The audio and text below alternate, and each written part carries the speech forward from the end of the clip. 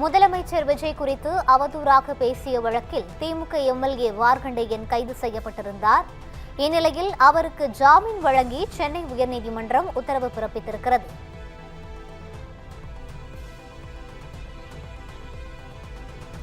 திமுக MLA மார்க்கண்டேயனுக்கு ஜாமீன் வழங்கப்பட்டிருக்கிறது. இது குறித்த கூடுதல் விவரங்களை வழங்குவதற்காக எமது சிறப்பு செய்தியாளர் பிரேமி இணைப்பில் இருக்கிறார்.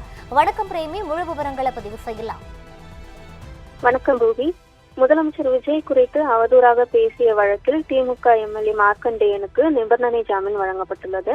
தமிழக முதலமைச்சர் விஜய்க்கு மிரட்டல் விடுத்ததாக பதிவு செய்யப்பட்ட வழக்கில் விளாத்திக்குளம் திமுக எம்எல்ஏ மார்க்கண்டேயனை தூத்துக்குடி மாவட்ட குற்றப்பிரிவு போலீசார் ஜூலை 20ஆம் தேதி கைது செய்தனர்.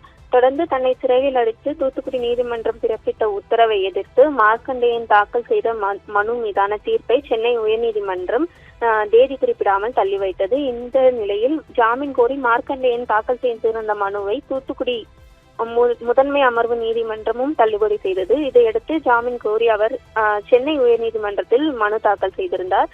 இந்த மனு நீதிபதி இளந்தரையன் முன்பு விசாரணைக்கு வந்தபோது மார்க்கண்டேயன் தரப்பில் ஆஜரான மூத்த வழக்கறிஞர் வில்சன் இது போல பேசியிருக்க கூடாது எனவும் ஜாமீன் மனுவை தள்ளுபடி செய்துள்ளதாகவும் குறிப்பிட்டிருந்தார்.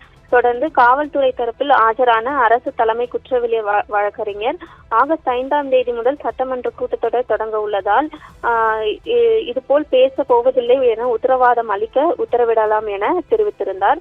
இதையடுத்து மார்க்கண்டேயனுக்கு ஜாமீன் வழங்கிய நீதிபதி இனி இதுபோல் பேச போவதில்லை என தூத்துக்குடி நீதிமன்றத்தில் உத்தரவாதம் அளிக்க வேண்டும் எனவும் சட்டமன்ற கூட்டத்தொடர் நடக்கும் நாட்கள் தவிர மற்ற நாட்களில் 2 வாரங்களுக்கு சம்பந்தப்பட்ட காவல் நிலையத்தில் ஆஜராகி கையெழுத்திட வேண்டும் எனவும் நிபந்தனை விதித்து அவருக்கு ஜாமீன் வழங்கி உத்தரவிட்டுள்ளார். ரூபி,